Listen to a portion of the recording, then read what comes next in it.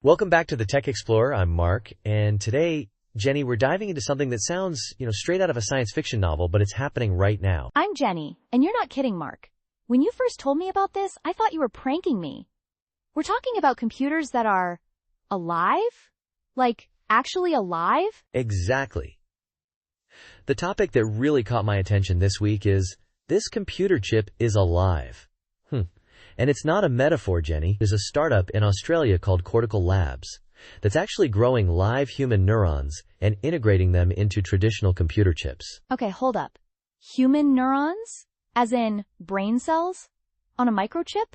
That just sounds wild. What are they even trying to achieve with this, Mark? Are we building Skynet here? That's the million-dollar question. Or in this case, the $35,000 question. Because that's what one of these units is expected to cost. This company, Cortical Labs, has created what they're calling the world's first commercial biological computer. They've named it the CL1. The CL1. Got it. So, how commercial is this? Are we talking about it showing up in our laptops next year, running our spreadsheet software? Not quite our laptops, Jenny. The CL1 units are launching in the second half of 2025, and their goal isn't to replace your gaming PC, Their initial target is drug discovery and neurological disease modeling. Think about it. A 90% failure rate for neurological drugs in clinical trials right now. Imagine testing compounds on actual human neurons grown specifically for this purpose. It's a significant problem they're tackling. That's a massive problem to tackle. If this can help reduce that failure rate, that's huge. But let's rewind a bit to the alive part. How do they keep these neurons? Well, alive? On a chip? Great question.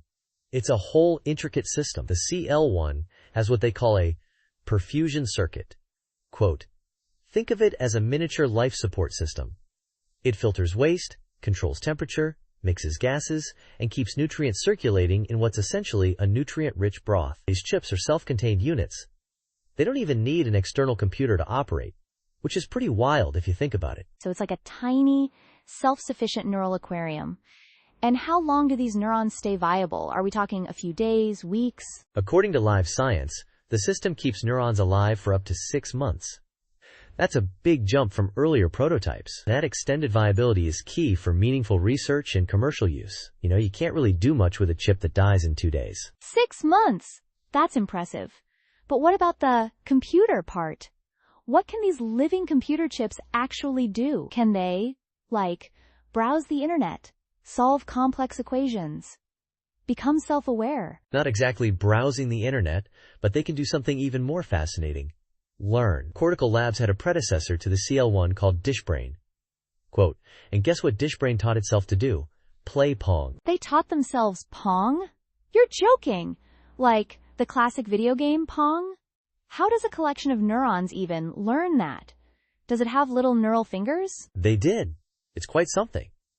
In 2021, these 800,000 human and mouse neurons learned to play Pong through electrical feedback. They gradually learned to sense the ball's position and control a virtual paddle.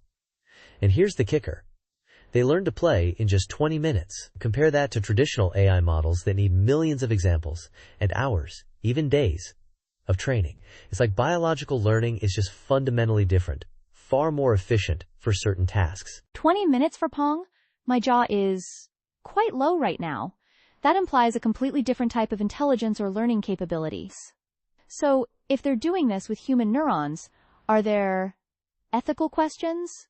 Are we worried about creating conscious computer chips like in some sci-fi movie? That's an important point, Jenny, and it's a huge part of the discussion around this tech. While the CL1 system has 800,000 neurons, which sounds like a lot, it's still vastly less than the human brain's 86 billion. Cortical Labs maintains that these neurons lack the integrated sensory input and output for subjective experience or consciousness. But it definitely sparks philosophical debate, doesn't it? It's certainly a conversation starter. And if they're using human-derived neurons, how do they source them? Are there consent issues around using human tissue for a computer? Like, did someone sign a waiver for their brain cells to play Pong? Those are very valid concerns. They use induced pluripotent stem cells, or iPSCs, which are derived from donor tissue, avoiding the ethical complexities of embryonic stem cells. However, you're right. Consent protocols for donor tissue typically don't envision creating a biological computer. Quote, it's a new frontier, and regulatory frameworks haven't fully caught up yet. There's a big discussion brewing around creating guidelines for this sort of neural sentience, if it ever becomes a possibility, which is, a pretty profound idea. It truly opens up a Pandora's box of ethical questions. Some ethicists are already raising concerns about the potential for sentience as these systems scale. The debate over whether playing Pong indicates true learning versus just sophisticated stimulus response is also quite active. That's right. Some neuroscientists caution against overinterpreting the learning aspect, suggesting it might just be basic neural plasticity, not higher cognition. But even at that basic level, its efficiency is quite striking. Fair enough. Beyond the ethical side, let's talk practicalities. You mentioned cost. $35,000 per unit is not cheap. What about power? Does biological computing save energy compared to traditional AI? Here's where it gets a little nuanced. There's a discrepancy in the numbers, depending on what you're measuring. Data Center Dynamics reported that each CL1 unit uses 850-1000 W of energy. But Live Science simultaneously quotes Cortical Labs as saying the system uses just a few watts of power. What's going on there, Jenny? That's quite a difference. That's a huge difference. 850 watts sounds like a space heater, not an energy-efficient brain. What's the explanation? Is one of them wrong? It boils down to what's being measured. The 850 minus 1000 W likely refers to the total system power, all the pumps, temperature controls, filtration, and other life support systems needed to keep the neurons happy and functioning. But the few watts refers specifically to the times neural computation itself. Neurons are quite energy efficient for learning compared to silicon, The biological part is very low power. It's the sophisticated housing and maintenance that consume most of the energy. So, if we're talking about scaling this, that life support system is a significant hurdle. Okay, that makes more sense. So, the brain part is efficient, but its life support system isn't. Still, if it can unlock breakthroughs in drug discovery, perhaps that power cost is worth it. What about accessibility? Are only these highly specialized labs going to get their hands on a CL1 unit, given the cost and complexity? That's a key part of Cortical Labs' strategy. While they're selling physical units, they're also doing something even more forward-thinking, offering Wetware-as-a-Service, or WAS-as. Yes, you heard that right, Jenny. Wetware. Wetware-as-a-Service? I love it. So, like cloud computing, but with actual biological elements? Remotely accessing a vat of brains? Sounds like a Black Mirror episode in the making. Pretty much. They're calling it the CA, Cortical Cloud. Quote, this will allow customers to remotely access and work with cultivated cells via the cloud to build applications. It really democratizes access to biocomputing, so you don't need a specialized wet lab setup to run experiments. You just need an internet connection and probably a subscription, I imagine. That's brilliant for researchers. It takes away a massive barrier to entry. And Cortical Labs is clearly well-funded to pursue this. I heard they even got funding from some interesting sources, which always makes me pause. They secured $11 million in funding, Jenny, and among their investors is Horizons Ventures, Blackbird Ventures, and, notably, InQ Telephone, which is the venture capital arm of the CIA. That definitely raises some eyebrows about potential dual-use applications and national security interests in this kind of tech. When the CIA is investing, it's a big deal. The CIA? Wow.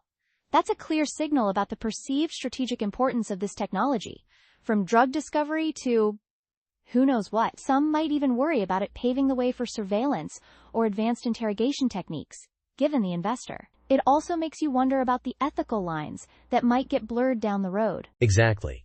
The involvement of an intelligence agency immediately broadens the conversation beyond just medical research. It's no longer just about curing diseases. It's about potential applications in areas that are a bit more sensitive. So bringing it all together, Mark, what's your take on the CL1 and the future of biocomputing? Are we on the cusp of something truly transformative?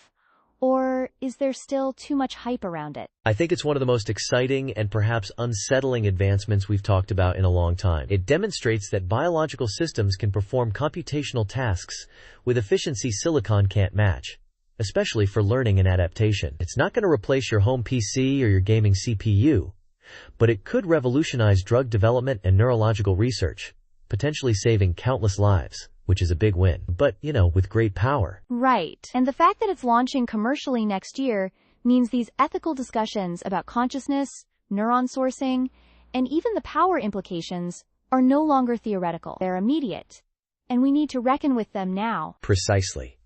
The big question is how we navigate this new frontier responsibly. It's a bold step into the future, and we're here for it. Cautiously, of course. Perhaps we should conduct a poll, Jenny? Would you be comfortable using technology that incorporates living human neurons in medical research or consumer products? Oh, that's a good one. I'd also be curious to ask listeners, which ethical issue concerns you most about living computer chips? Potential consciousness, donor consent, or privacy and security? Those are both excellent prompts. We definitely need to keep a close eye on this space. It's exhilarating and, for some, perhaps a little bit terrifying all at once. What a thought-provoking episode, Jenny. Thanks for helping break down such a complex topic so clearly. My pleasure, Mark. And thanks to all our listeners for joining us on this incredible journey into the future of computing. It's certainly a lot to digest. We'll be back next week with more tech that will make you think. Until then, stay curious.